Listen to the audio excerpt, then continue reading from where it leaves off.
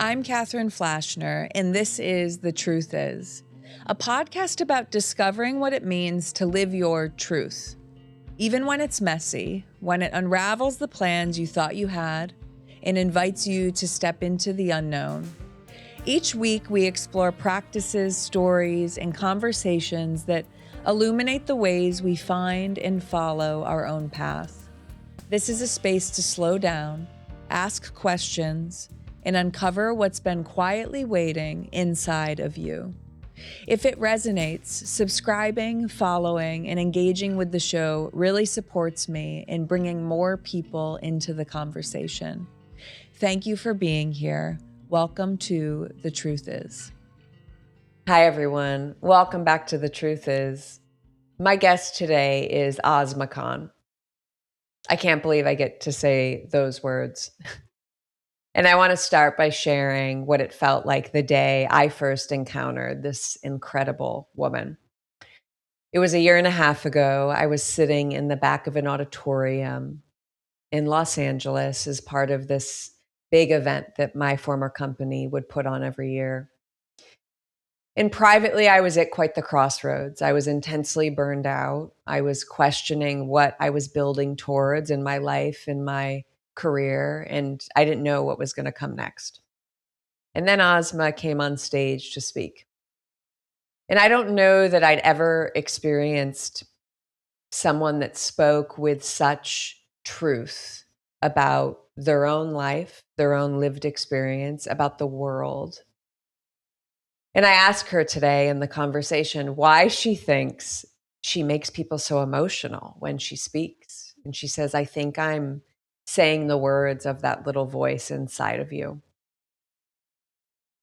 All I know is that the me a year and a half ago couldn't have envisioned that I would be talking to her on my podcast today, but I am soaking in every bit of it.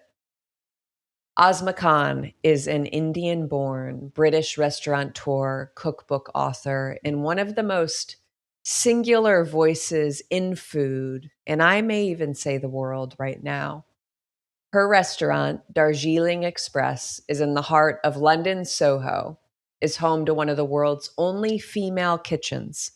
Notably, her team is comprised of South Asian immigrant women, home cooks, never professionally trained, many of them considered second daughters, much like Asma herself. Asma was profiled in Netflix's Chef's Table, which I highly recommend you check out. She was named to Time's 100 Most Influential People in 2024. She is a UN World Program chef advocate and holds a PhD in constitutional law from King's College London. Her third cookbook, Monsoon, was released last year. But why The Truth Is and why right now? Asma's story is one of a woman who came to know herself underneath every layer of assumption her culture placed on her and created her life from that place with such a conviction that changed what was possible for the women in communities around her. Her story is personal and it is political and it is spiritual and it is one of the most concrete examples I have encountered of what this show is actually about. I am so honored to welcome Asma Khan to The Truth Is. Well, Asma Khan, welcome to The Truth Is. This is a Thank you. privilege to have you here. I have heard you say that you are aware of how emotional people can be hearing your stories, hearing you speak. I was one of those. I wonder why you think it is. I think because I am your inner voice. Yeah. I am saying things that you know and you believe, but someone needs to say it loud so that you can repeat and then you fly and set the world on fire. Because I Mm-hmm. think that that's the thing. I think the reason why people get emotional is because we may look different, from everything from our skin color to our age and our life experience. But in some ways, we are so deeply connected. In our souls, we are connected. And I think this is why I think when I am in any space, there's always that connect immediately because We are all running this race Mhm. where we face hurdles that often very men don't face, that other people don't face. Then then there are some of us who carry cultural baggage, others who carry trauma of childhood and of other things that have happened to them. A burden is a burden, whether it Mhm. is cultural, whether it is to do with ageism, whether it's racism. It's not right. How do you win your race if you are running with a burden that you shouldn't be carrying? And Mhm. I think this is why we need to speak about these things, about the Mhm. injustice of putting women through fire. And I've often said this, that I was put through fire so many times, but I came out glistening like gold. I Mhm. came out so pure and clean because I had to go through fire. And then when I came out of this all these difficulties, I knew exactly what path I wanted. No one was going to then tell me to stay in my path. I was going to create my own path, and I Mm. was going to run my own race my way. Mm. Well, two things I want to say to that. One, the fact that you're taking this conversation from the middle of a busy day at you running your restaurant, I think is a testament to the value you place on being in the world, having these types of conversations and making the space for it. And two, what you said it better than I could, that your sense of why you impact people is because you're saying what their inner voice is wanting to say. There's this beautiful idea that it's when we get really specific in sharing our personal experiences, it's through the specific that it becomes universal. That even though, like what you just said, your path has been so specific to you, that resonates and mirrors back to others the permission to follow the specificity that's unique to them. Yes, and I think that you know, like coming on this podcast, I wanted to do it because you are a vehicle for me to get my voice heard to other people, to Yeah. people who follow your podcast and who are who subscribe to your podcast will hear in my accented voice slightly different story. But at Mhm. the end, there is, I am grateful for the storytellers. I think the world belongs to storytellers, those who tell the stories of others, those who amplify the stories of others. This is such an important thing that you are doing, and other people are doing in this field, because it's the silence that will destroy us. It Mhm. is this thing of keeping silent and allowing what is happening to you to fester and destroy you, and not to be able to think that you're not the only one. And I always tell people that hang on to the idea that there is going to be day. That day always follows night. And if you are feeling overwhelmed with darkness and things are so tough, get up and see the dawn and see how a Yeah. little bit of light can slowly erode away the darkness. This is so Mhm. important. And this is why, I try to speak about these things of hope and light, because it's so important. Because when you're in a very dark place, it's like when a seed is under the ground, it doesn't understand where it's going. It's just being torn apart bit by bit. It doesn't know Yeah. that it's coming out to light, that it's going to become this incredible, powerful tree that will Mm. give shade to others. But in that dark space, which all of us have been in, you don't understand how you can become this powerful figure under whose arms people can rest. So Mhm. I think that it's so important that for those of us who can articulate these things, not that there isn't a battle ahead. Yeah. I'm, in fact, going through one now, and it's tough. Yeah. I keep reminding myself that I will win my race, that I will Mm. not, that I will bend, but I will not break. Mm. I'm going through a lot right now, and I think that Never, I think the arrogance of people who think that they've made it and that they don't owe anything to anyone else is so wrong. I appreciate you sharing like the truth of where you are right now. And I think it starts there. You know, this podcast is dedicated to exploring what it means to understand who we are, the truth of who we are. To me, part of why I have so much reverence for you in this conversation on this podcast is you've lived this example of belief in self and following that belief to create something that didn't exist before. Yeah. And now it challenges the status quo of your industry, of what it is to be a woman in ways that like are felt globally. And I want to start with, you know, your story begins long before the London days. You talk about being born into a culture and a lineage and a heritage that was often pressurized to have sons. And you Yeah. talk so beautifully, and you've committed yourself to this the stigma historically of what it is to be a second daughter.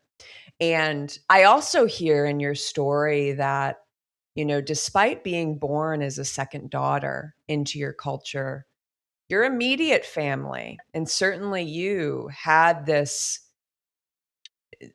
nurturing commitment to you defying that. How do you look back on early Ozma and from where you're seated now?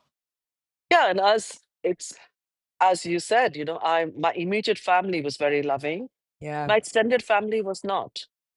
And it's very difficult when you're that young not to think you're at fault, because when you're constantly being sidelined and people are saying cruel things to you, like, you're so fat, you're ugly, you're so dark, you feel that, when the great and the good in the family are so dismissive of you, they must be right, Hmm. because that's where the power comes, because this is the powerful telling me, the weak, that I didn't count. So you would hear these kinds of things and try not to allow this to pierce too deep. Of course, it pierced. I still carry the scars, I carry the wounds. Irrespective of what happens to me, it will not heal. But I have forgiven what happened. And then I focus on those who were kind and compassionate to me at that time. Hmm. So it was being the second daughter, disappointing everybody. But then, more problematic, I was dark. People called me ugly. I was this tomboy. And probably I was a tomboy as a way of saving myself, Yeah. because I I would hate dressing up. I would not want to be with jewelry. I never wore makeup. I never wore high heels. I still can't wear high heels, because at that Yeah. critical point when you're a teenager and you start wearing heels, I didn't want to. And I don't know whether it was me pushing back to them, or actually genuinely I could not do these things. I struggled. And what saved me as a child was the incredible solidarity and confidence and love of my sister. Her Mm. name is Amna. She's a year and a half older than me. She was very princess like, and everybody loved her so much in the family. She was everyone's favorite. I was nobody's favorite, but she loved me. And in the darkness, away from everybody, no kind of, public announcement, she would hold my hand and tell me, Asma, you're the warrior princess. The world will shake when they say your name. Everybody will know who you are. Everybody will know your name. And the fact that everybody who everybody loved me and told me I was a warrior changed everything. I I am now analyzing much later. I try and think that how was I then so carefree, and how was I able to not care Yeah. and just do whatever I wanted and believe in myself.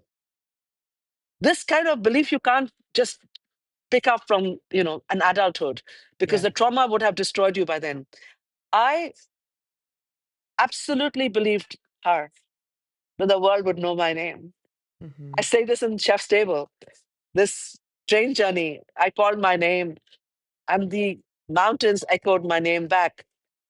And I felt at that point that the world knew my name. I, this is the root of this is my sister. The people would call us, Beauty and the Beast. I didn't know what Beauty and the Beast was till read the story. I felt so bad because I never understood. I thought it was just a joke. It was a real story. I know the real monster. I never Mm-hmm. understood. That's what they were calling me. But this person who everybody loved made me understand how I could become something.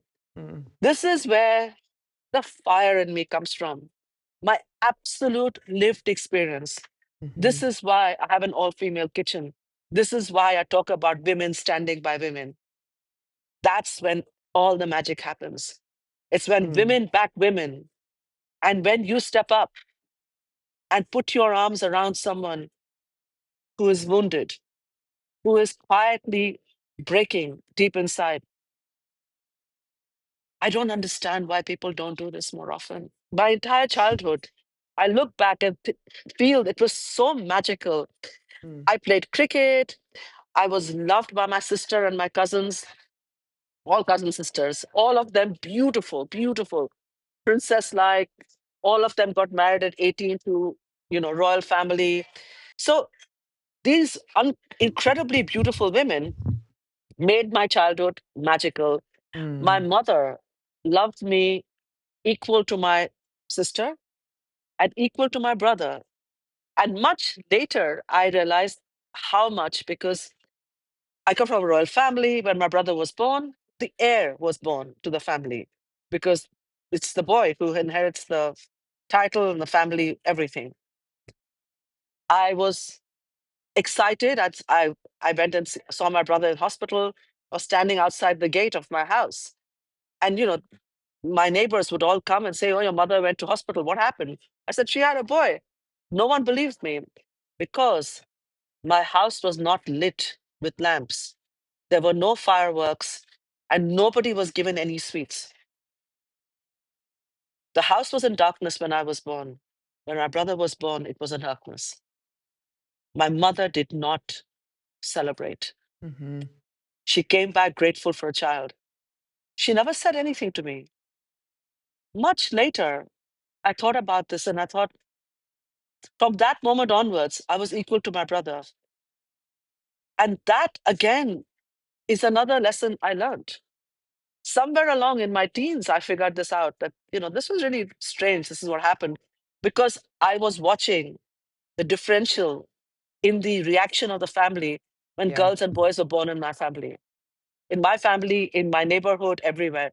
Mm-hmm. Everyone like, never mind, better luck next time. And, I never forget my neighbor telling my father that, "Oh, do you have a boy?" And my father said, "No." He said, "Oh, this is so sad. It's like watering your neighbor's garden. They're not for you. They will Mm. leave. They're not your own."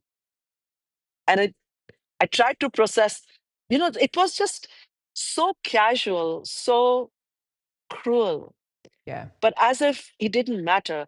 So my childhood was this kind of a mix between feeling loved and immersed in this kind of the food and the joy of a beautiful family, and then the harshness and the cruelty of others who sidelined me, who belittled me. And it doesn't really go away. My second cookbook is called Ammu, after my mother.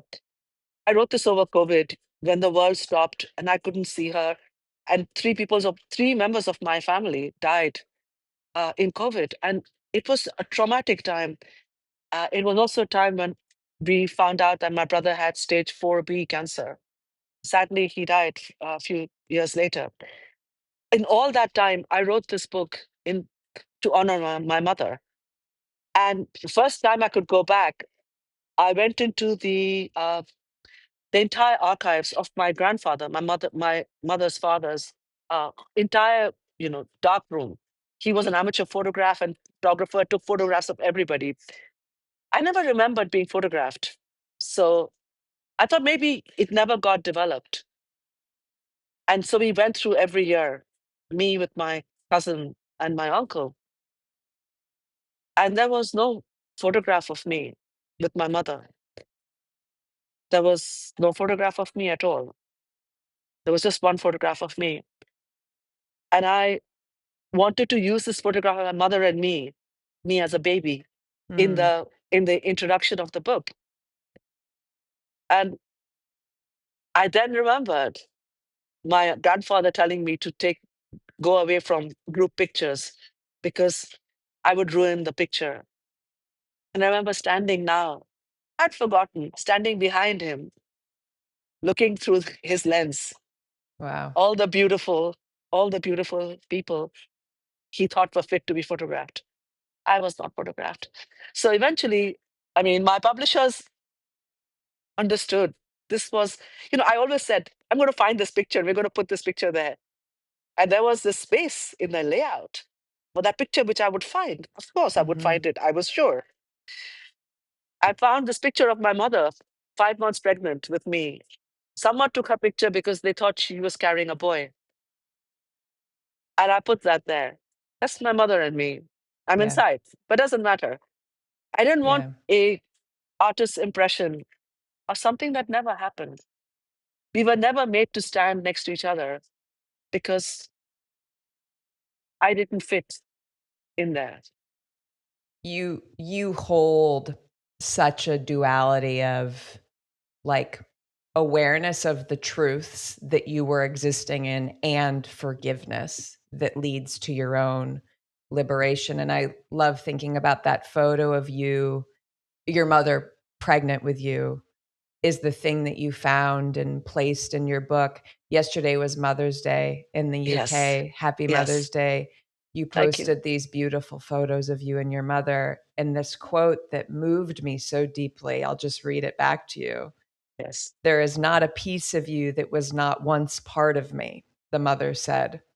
"If you ever feel alone, run your finger over skin, squeeze to feel the bone. I am there. I am there."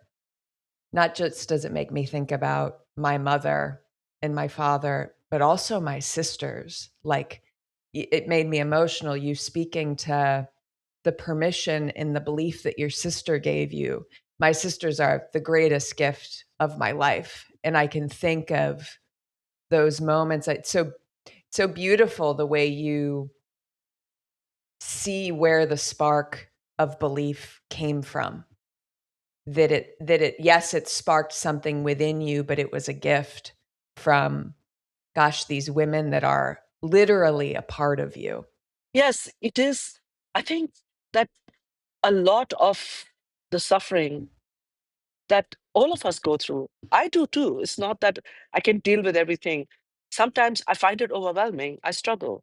Mm, But then to be able to lean into yourself, into your bloodline and your DNA, and you know that you are loved, and you know that there are these women who backed you, who believe in you.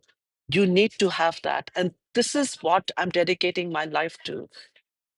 It's not just my business is not just a restaurant. It's mhm, not even a business. I wish I made lots of money. Oh, but it's about a battle cry, a battle cry for justice. mm, My absolute and utter belief that when women stand by women, we become so powerful. It's the Shakti and the strength that radiates from women, mhm, which is how we will all make it through. mm. So, uh, I feel like my two sisters are with us because my big sister is a lawyer. You have your PhD in constitutional law. My little sister is a chef. And so it's like this is a spiritual experience for me. I want to move to this honoring of the bloodline and you going on this journey to London where newly married, very lonely, your husband's teaching. you end up returning to have the maternal figures in your life teach you to cook. They say you need a piece of home. That opened a portal, that opened a door for you back in London to starting to create your own sense of family and community in London, starting with supper clubs in your home. As you look back at that time, what do you see that you were actually starting to create? I wasn't thinking so much that this is something that's going to lead to something Yeah. because at that time, you never saw anyone like me in hospitality. Hmm. I was such an outsider because everybody, every female who was in hospitality had a godfather, a Gordon Ramsay or someone who was backing them or had kind of built, come through the system as an assistant chef, a bit like what your sister's doing, going step by step, a young chef. I Yeah. hadn't done any of that. I wanted to start something at the age of 40, in my late 40s. And everybody made me feel I was too old. This is not the space for me. There's no room on this table for me. But I was absolutely convinced that I'm going to do this my way. Because the one thing I realized, I didn't need anyone's permission to shine. I was the captain of my ship. I was going to go exactly where I wanted to go. But the feeling that I was just such an outsider and didn't belong, I decided that I was going to just cook. I was going to spread love. I wasn't going to get pulled into this darkness that there's nobody like me and everybody thinks this is a terrible idea. Also, there was that other kind of being judged, which is that, I went to law school, I'm a lawyer, I've got a PhD in law, and I want to cook, which is the only thing girls in many families were allowed. They were not allowed to go to college. They were not Hmm. allowed to be educated. They were not allowed to go and get a job, but they were expected to cook for the whole family. This was their duty, domestic, you know, chores, working and looking after the family. And yet, with all the privileges and all the opportunities, I was trying to do what was seen as the greatest punishment in so many of these families. Yeah. And I felt I was letting people down. But my mother was extremely supportive, my father too. But was very important for me, my mother supported me, and my mother in law. My husband thought this was the worst idea to be doing food. And I understand where he's coming from. Not that he was cruel and wanted to crush my spirit. He was like, you did so well in law school. You're brilliant. You're a great orator. You are very political. You want to help women out? Do something in law. This is the way you can help women. How are you going to do anything for women with food? Absolutely fair comment. He hadn't seen Darjeeling Express. Today, no one can say that to someone, that this is Yeah. not political, that you cannot use food to talk about justice and rights and talk about racism and misogyny and challenge authority, because no one was doing it. So it was a really kind of strange position to be in where I wanted to do something like this. But I just thought, I'm going to go with the flow because uh, if you don't mind, indulge me. I just explained to you my deep philosophy about how I see myself. Please. I The reason why I never tried to overanalyze what I was doing with cooking was because I have always seen myself in this very Sufi, tradition, Sufi Islam, Hmm. that my end was that ocean. Like all the rivers will end there in that ocean. And I saw myself as the water, but a force of water. I was going to bring down all the barriers that tried to hold me back. I was going to moisten the earth. And I was going to scratch and scar every hurdle that was in my way so that the women who came after me could just flow. They didn't need to fight. I was removing every hurdle in the way. I was clearing the pathway. I was scarring all this rock that was jarring and hurting me. I was going to leave it smooth so nobody else got hurt on it. And as I passed in the moistened earth, there were seedlings in there that would grow. The harvest that I would never see. I would never see that harvest, but they would Mm. grow. So I did the supper clubs in this whole way that I saw myself going into spaces where I wasn't allowed. I know that feeling from childhood Mm. of being taken out of pictures, being removed. But I knew I was something, and I knew I was loved. I knew I was something special because people had made me believe that. My Yeah. sisters, especially my sister and my cousin and my mother, had made me understand that I mattered. I love you sharing that faith-based spiritual philosophy. It almost occurs to me, because the starting point, one of the starting points being you get a PhD in constitutional law and you turn to food, right? Those are the inflection points that this show is so curious about. But what I love, and to all the conventional norms, starting a culinary career at a midpoint in life.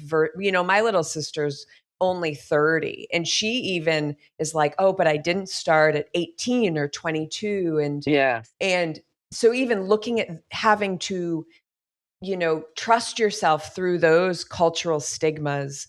But what I love you share is it almost occurs to me there was this like deeply spiritual humility and trust that to me allowed you to transcend and push past the cultural hesitations. Um, the supper clubs turned into a pop-up, turned into Darjeeling Express, turned into now you're expanding into a new location in the coming months. All the while you did it in an unconventional way. The detail that I feel so moved by is the women that you brought along with you. You say, this kitchen is just as much theirs as it is mine. In those moments where you went from the supper clubs to the pop-up to the restaurant, learning to run it in a way that challenged you unlike you had before, what do you attribute to the agility to grow into this sophisticated and matured version of how it started? That's a really good question. I think if we had actually sat back and realized that this is huge, that Yeah. we're trying to do something so hard that a supper club is an easy meal because you know exactly how many people are coming. You serve them all the same time. It's pretty much like the feasts that we have at home. If you have come, if you come to Yeah, an Indian wedding, family yeah, style. yeah, yeah, family Mhm. style, everyone sharing. If you go to Indian wedding, we do like 3,000, 4,000 people. We're just mad. Our culture is just about feeding. So, this came very naturally to all of us. Restaurant was very different. If I had thought about it very carefully, and if I'd been aware of how different it was going to be, Yeah. I don't know whether I would have still gone in with this level of excitement and ignorance. Had Yeah. no clue how anything works, and it was a disaster. I still have people who come who tell me, "Oh, I came in your first week," and I hug them and I don't bill them because I must have been. It must have been a terrible experience. I would have been surprised if they got what they ordered. It was terrible because we were just like no clue how to do anything. But because we had no idea that this is going to be something so challenging, we all jumped into the deep end Yeah. and were convinced we were going to swim. Somehow or the other, we did it. And the early days, it was not strangers who came to our restaurant. It was people who, over the last 5 years, had come to my home and come to my pop up, deeply emotional, Mhm. bringing us food that they had made for us to snack. cakes and donuts. And it is just, imagine your guest coming to your restaurant with food that they had cooked for you. Yeah. It's unbelievable. People were just excited and in tears watching us in our white chef coats, hugging everybody, saying, "Oh my God, this is," it felt like it was their victory. My dream was to be able to feed people where everyone was equal. I wanted people to leave their burden out, Yeah. to leave their ego out, to come inside. This is the great leveler. You know, in the Quran, the Torah, the Bible, there's this thing about breaking bread. Mm. It's not about peace, it's that shared experience. You eat that bread, I eat that bread. For that moment, it doesn't matter what our journeys were, who we Mm. are, what our names are. You and I, our eyes meet, we're eating that bread together. It's a shared moment. Mm. This is special. And this is what the restaurant was all about. In the early days, it's a bit chaotic, some days very chaotic, some days like you want to cry when the service ended because every inch was hurting. It was physically tough. Then it got easier. I don't know at what point it happened, but suddenly it became effortless. Mm. There's something really poignant to me that you touch on about the journey that I think is a valuable reflection on like the shadow of the ego, especially in some of these places. And what I take it from you is one, you had to dive in the deep end. But in the diving in the deep end, you just like we started the conversation, you had to meet the truth of the moment. It sometimes it was chaotic. We were all in it together. And what I hear is it became this like collective effort and experience that everyone felt a part of, in part, I think, because you allowed yourself to be so beautifully imperfect through it and learn as you went. I think there's a necessary contrast in that with the other side of that, which you've talked about, the perfectionism in the industry that can come from a place of masculinity, of needing it to be impressive and performed. And you kind of flipped that on its head in a sense that you said, we're figuring this out as we go, and you get to be a part of it if you so choose. You didn't flip to the perfectionism and that would have probably deflated everything we Yeah. just talked about, right? Yes, absolutely. And you've put it very well. I think that I'm convinced that men have made cooking in restaurants into a combat sport. It's as if they want to move so far away from the feminine energy of how they remember food in their childhood. In England, all dinner ladies, as we call them, the women who give you lunch in schools, are all retired old women. Look at the Italian culture, Spanish.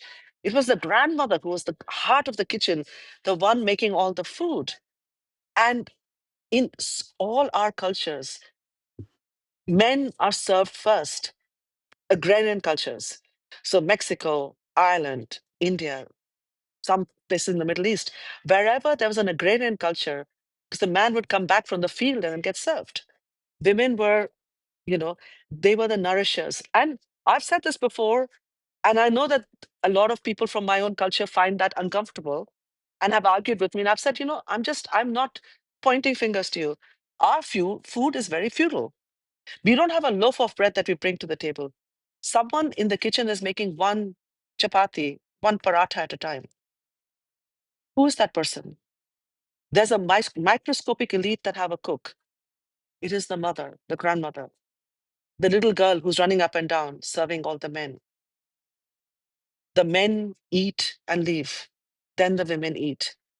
There is, there even the pecking order, all the women and the girls at the end of it when it comes Mm-hmm. to the food.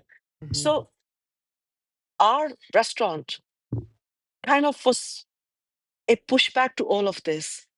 But with deep love and affection, I celebrate every day the women who went to their graves uncelebrated, unloved, unwanted, but they took their food. Did they ever thank them? Did they ever check there was enough food for her? We all are our salam and our salute to those women, to these incredible women, the custodians of recipes, the whisperers of good wishes, our ancestors, the women, for who, it's in our DNA, yours, mine. It's in Mhm. our DNA, the blessings of the women, the matriarchs of your family. Mhm. They fed us, they prayed for us, they healed us. And I just felt that let us celebrate this female force that has never found a seat on the table, that is never seen as an artist, is always seen as a cook. Mhm. You don't put titles to them. These women are stand on the shoulders of giants. They are unbelievably powerful. And this is why we are where we are. This is about thought, this is beyond us as well. This is about the matriarchs. It is about all women. And for me, it's also for the girl who's not born yet. Mhm. I leave the earth moistened for her. That one day she can walk into a kitchen and own it. Mm. I may not live to see it, but I will know. I will know. Mm. Can I ask you what you what you think you've learned about the economic value of everything you just said? You speak to this uncomfortable paradox frequently that any male chef that is making money in food points to their favorite meal being their mother, their Yeah. grandmother at home. You are, by virtue of example, challenging that this matriarchal form of the art has an economic value Yes. in the Yeah. world. I wonder what you've learned about money holistically and the economic value. I point to early when you were looking at investors, bankers laughing, saying it's a lovely hobby. You came across a woman that told you to own it and go to a bank. How do Yeah. you reflect on the money of it all? This is so important. And I think that we're still making this mistake today. Yeah. We need to talk to our girls about money. We need to encourage them to believe that they too can be entrepreneurs, that they can do business. And there's a lot of ageism. If you're in your 20s and you want to do something with STEM or you want to do something, with AI, everyone's willing to throw money at you. But for traditional, you know, professions like hospitality, Mhm. it's as if the doors are closed. And the irony of it is restaurants are closing because they can't staff the restaurant, Mhm. but they will not hire women. It's seen as if almost like, you don't do these things. And I'm trying very hard to explain to everybody, also to women, you have a value demanded. This doesn't make you cheap. This doesn't make you this doesn't make you greedy. Honor the hands that cook. But the problem is for too long and for too many countries, spreads across the whole world, women have always been like, cook for love. I will cook for love. I will cook for money too. Mhm. Give me both. Mhm. And for people who come to the restaurant, I tell them love and patience are ingredients. You will taste it in the food. And, you know, at this point and, at this level that I am, because, we're not a cheap restaurant, we're in the heart of London in Soho. I am the only all female Indian restaurant in the world at this level. Yes, there are people, you have them, you have some in my city as well of Calcutta, who are You have one in London as well, with Gujarati women making food at a specific price point, not necessarily in the heart of London. And this lack of confidence almost. And I'm sorry to say that because, they're incredible, organizations, these women who gather together and cook in, charities or in the bazaars when they cook, highly skilled, but they will never ever feel that they can go into spaces like this Mm-hmm. and belong. This hurts me. I am tormented and I stay up nights thinking about how I can change this. Yeah. I am doing this through, you all, this is the thing. A lot of people say you cannot be what you cannot see. I Mm-hmm. never saw anyone like me. I just did this the hard way. But I hope that even, decades later, when a woman goes up to, a bank and asks for money, and they laugh at her like they laughed at me and call it a hobby, she can say my name. She can say my name. She can talk about Darjeeling Express. So this legacy is so important for me. I also worry because the great and the good, the women who are Mm-hmm. in this industry, I've said this many, many times, that when there have been proved allegations of racism and bullying, Mm-hmm. none of these women ever, ever speak up. You're seeing this now as well. Yeah. So women don't speak up. Powerful women, women with Michelin stars, have never spoken up in support of other women. Shame on them. And this is our problem, that we lack leaders. But I'm optimistic. I don't want to end on all these difficult notes. I'm optimistic. I think women should go out. Women in hospitality, people like your sister, should go find their tribe. Tribe doesn't have to be all women, and the tribe doesn't have to look like you, unlike what it is in real life, where the tribes would have the same markings and they have their totems and they have their rituals and their dance and their traditions. Find that tribe that believes in equality. You cannot do this on your own. You expect, you know, some people sometimes have asked me, this Me Too, when will the Me Too moment happen? I think to expect the victim to be so powerful. I know these victims, they've come to me, some with bite marks, burn marks. And this young female who was working in France told me when she walked up to her head chef, he told her she would never work again. That is the honor of the French cuisine. She keeps quiet. She has a bite mark. Someone bit her. And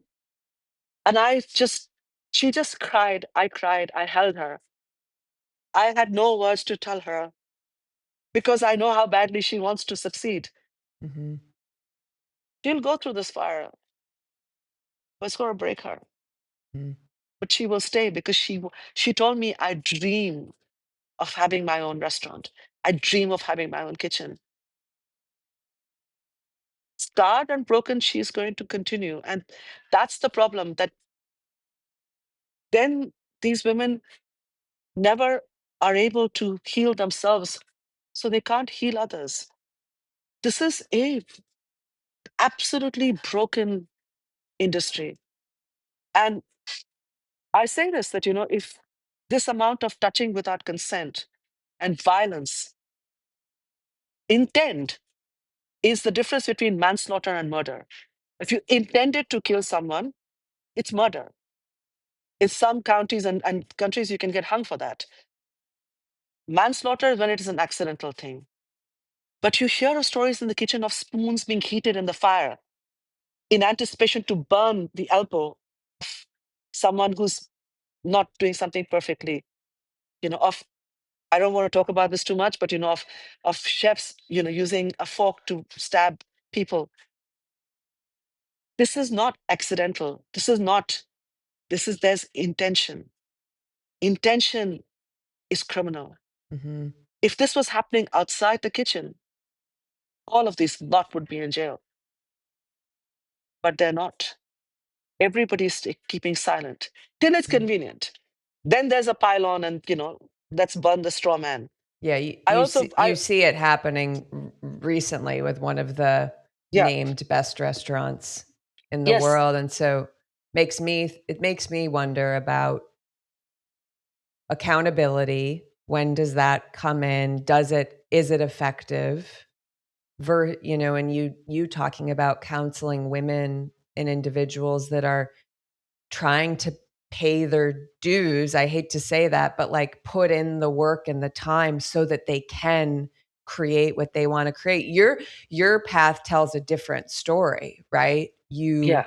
You didn't have those formative years. So I wonder how how you think about like that idea of putting in the time in those places, and if the cost is I don't know, and I want to say I find that what you're getting at, it's so viscerally um explicit in this industry and hidden and not talked about.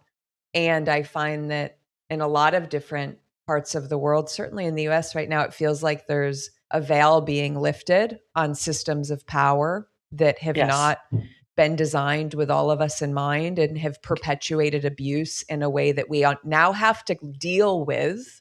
yeah. And the opportunity is to deal with it, and not avoid the harsh truths that are being revealed right now. And it is so important because this is, you're letting down the victims. Yeah. You're letting down those women with burn scars in the kitchen, and of course, in the wider society, those that didn't make it, that were abused and will never recover. And Mhm. many of them didn't make it through at all. Mhm. So Mhm. I think that this kind of silence, where I will not speak up because I'm going to lose privilege, it's heartbreaking. It's heartbreaking. I don't understand. I cannot breathe. I cannot live. If I see others in chains, if I am Yeah. free, how do I fly? How do I sit on the top of trees and sing and imagine all the beauty in the world in front of me once I've seen those that are in chains? I don't know, maybe it takes, you know, power is an incredibly, it blinkers you, ego, hardens you. I don't understand. And I've, you, I am powerful. I am very successful.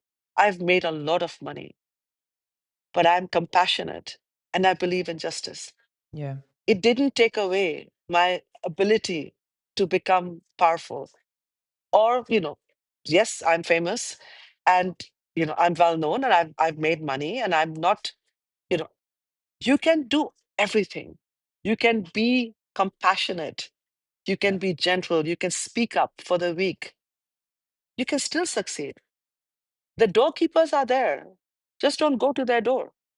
And I might say, thank goodness you are famous. Thank goodness that we made the right person famous. It makes me emotional to say that. You're Whether it comes from the PhD in constitutional law that you said learned how to challenge the status quo, all the complexity, but quite frankly, the simple truth of what we just talked about, your story is a beacon of it did not have to be that way. You did not Yeah. have to go through that to become something. And I will say, I left 10 years in the corporate world where a reflection I have with grace and compassion is that early beliefs I had were that were instilled in me were I have to posture like a white man in this environment in order to be successful. And there's another incredible lawyer turned chef named Joanne Molinaro, the Korean vegan. She said to me, I realized at some point, in order to be successful in this environment, it meant I had to become someone that I would no longer respect. Yes. And I think about the value you put on integrity, your own integrity.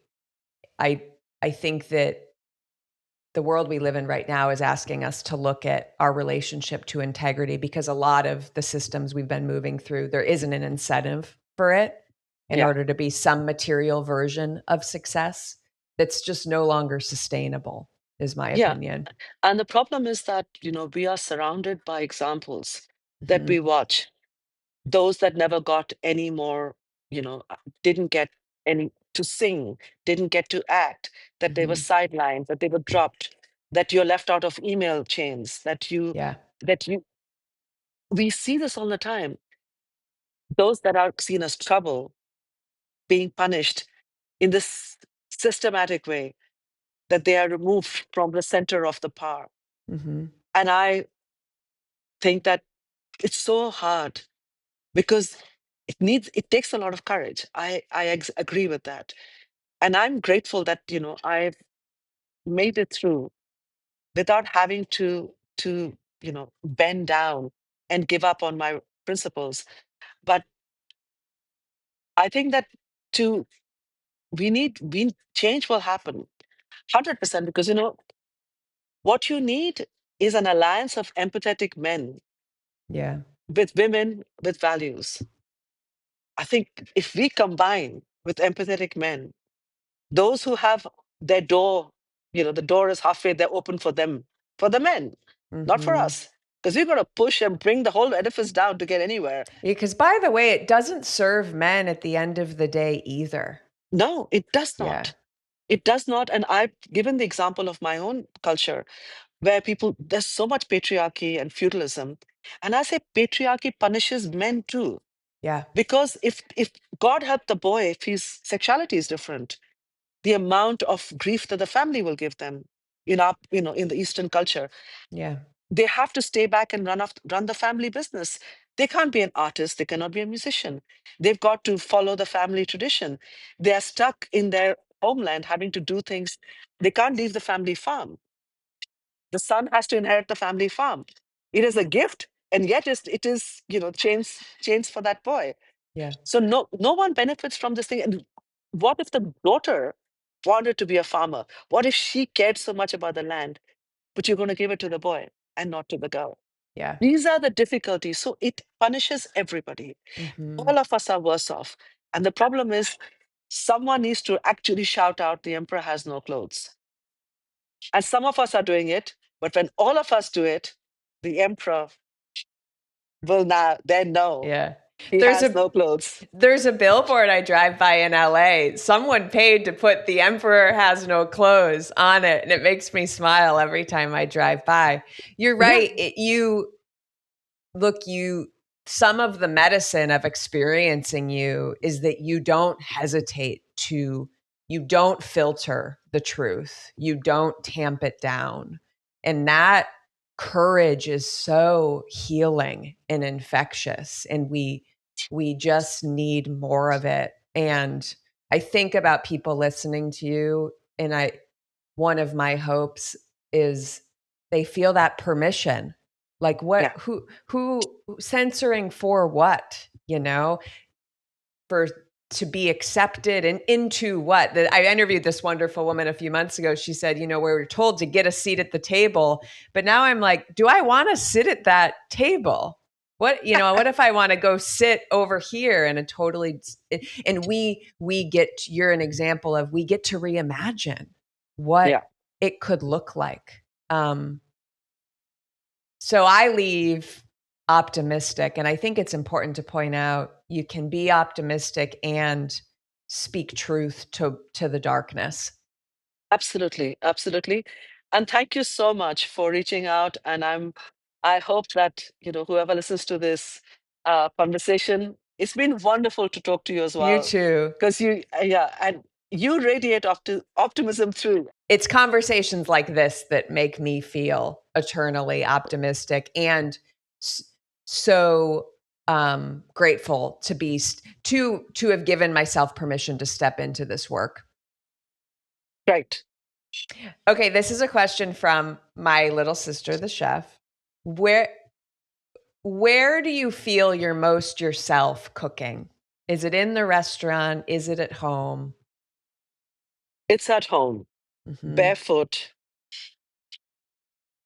at late at night, cooking something like halwa, which takes a long time and a lot of stirring, listening to music that my mother loves, Mm, old retro Bollywood music. That's that's me. That's me in this kind of at my happiest. mm. I love that. This might be the same or a different answer. What is a ritual or a practice that keeps you you? I think I my faith is very important for me. And I I wake up every day and I give thanks. And I end my day with gratitude. That's my ritual. Yeah. It's being grateful in the morning and grateful at night. Gratitude is what is so important for me. Mm. Changes the energy of the day. Yeah. What would your 8-year-old self say to you today? Whoa, they would not believe that I'm this. I I think I think a young Aspa would be very impressed looking at me today Mm, because I would pretend to be I was a pirate. I would pretend that I would steal from the rich and give to the poor, that I would shake everything around and be this force for good. And yeah, at 8-year-old, I had an eye patch and I had a sword and I would swing from the trees and pretend I was a pirate. And now I'm a real warrior. warrior. And now I'm the warrior. So yeah, I hope young Asma would be impressed by seeing me today. Mm. To go to the other end of the spectrum, what would 80-year-old Asma say to you today? That is less optimistic. I I think that an older Asma would tell me to slow down a bit, to take some time out, Mhm, to give myself some me time, and not to burn myself the way I do. I'm running on empty. mhm, I recognize that. But I also know that every day I live one day less. mhm, And I want to give and do as much as I can. But an 80-year-old Asma would probably be telling me, slow down a bit. mhm. Maybe it's the slowing down to give in a greater capacity to yourself too. Yes, yes. Mm. This is a fill in the blank. I used to think blank, but now I know blank. I used to think that the world was kind, but now I know it is a harsh place and there is no kindness. Mm, I think it's all what's happening around, which is just making me feel so desperate. mhm. Yeah, I think the lack of kindness is overwhelming now. Yeah. Yeah. I feel that. And it's it feels at least like a relief to acknowledge that out loud. Yes, because I mean, I could have said anything at this point, but I'm unafraid. I want to say things that Yeah. feel right to me, and I just yeah, it's just I don't understand why we are not kinder to each other, more forgiving. Mhm, Why do we hate? Why do mhm, we attack other people because they look a little different from us? mm. They live in our midst. They live in our midst, and we don't accept them. And you know what? Powerful to ask those questions out loud. Yes. Yeah. What is a truth? What is a truth about the season of life you're in right now?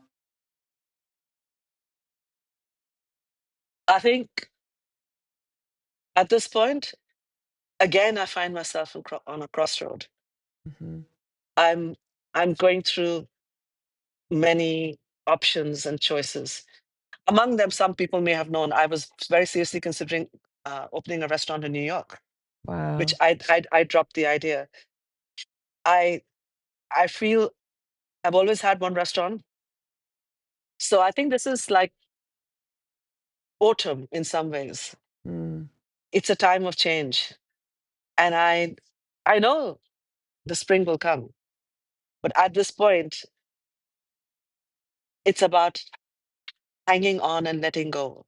mm, It's a time of huge transition for me because I'm thinking of expanding, and I'm also thinking of doing other things, all food related.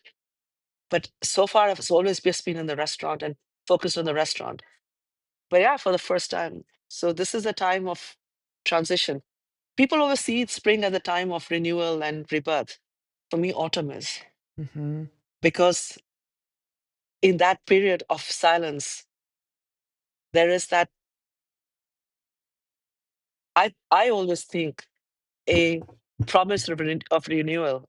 mhm. And you've got to go through the winter for that spring to come. I have to. I don't know if I can find it right now, but it's in my.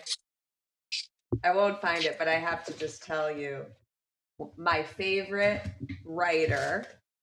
He was a guest on my show. Oh, I found it. I'm so thrilled. Okay. I went to a writing retreat with him in the fall, and the leaves were falling. And I had him sign a leaf. And do you know what he wrote on the leaf? He wrote, "What falls will feed the new." And I love that so much. Oh, this is beautiful. Yes, Right? exactly. That is my exact state Yeah. of where I am right now. And I will just say, the metaphor you find in the seasons, like our greatest teachers, and hearing you share where you are right now in transition, it made me also think of that beautiful picture you share in Monsoon of when you brought your children to India during the monsoon season. Your father brought them into this ritual of going out in the middle of the pouring rain, Yes, yes, and there's this faith in the transition yeah. and the reverence for the transition that I think is so powerful. And I think if we just stop and look at the world around us and at nature, they teach us incredible lessons. Hmm. And it's nature is the greatest teacher. Yeah. Mm. I will end with something equally poetic, even though this whole conversation has been. I heard you tell the lovely Danielle Robay last year that this was your favorite book. Yes. And I looked at it this morning because, I came across it for the first time in a used bookstore in London. That's where I Ah, was introduced to it. And I flipped to a page, and it was a page about self-knowledge. And because it's a used book, there's all these passages already underlined. And I just wanted to read this to you because I loved it so much and it made me think of you.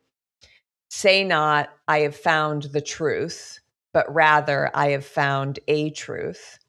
Say not, I have found the path of the soul. Say rather, I have met the soul walking upon my path." yes.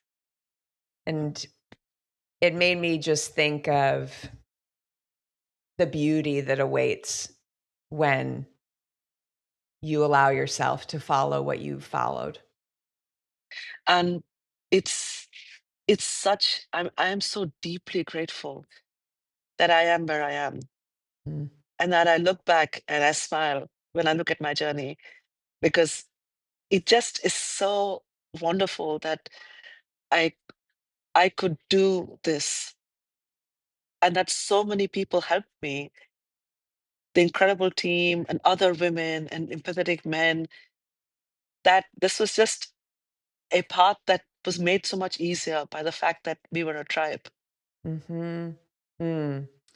Well, whatever it becomes in this transition, it will be a gift.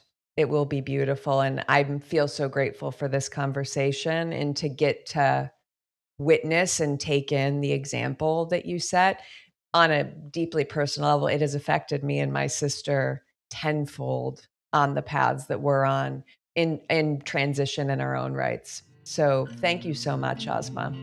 Thank you. I hope you leave this episode with something that stays with you, a question worth holding or an insight worth following. If this conversation resonated, subscribing or sharing the episode helps bring more people into the conversation. And connect with The Truth Is at The Truth Is Podcast on Instagram. Special thanks to the people who make this show possible. Editing by Dan Kroll. Video production and editing by Anton LaPlume. Music by Will Savino. Visual identity by Sarah Gaynor and Jonathan Bush. And guidance from my friend and advisor, Natalie Tulloch. I'm Catherine Flashner. Thank you for listening to The Truth Is.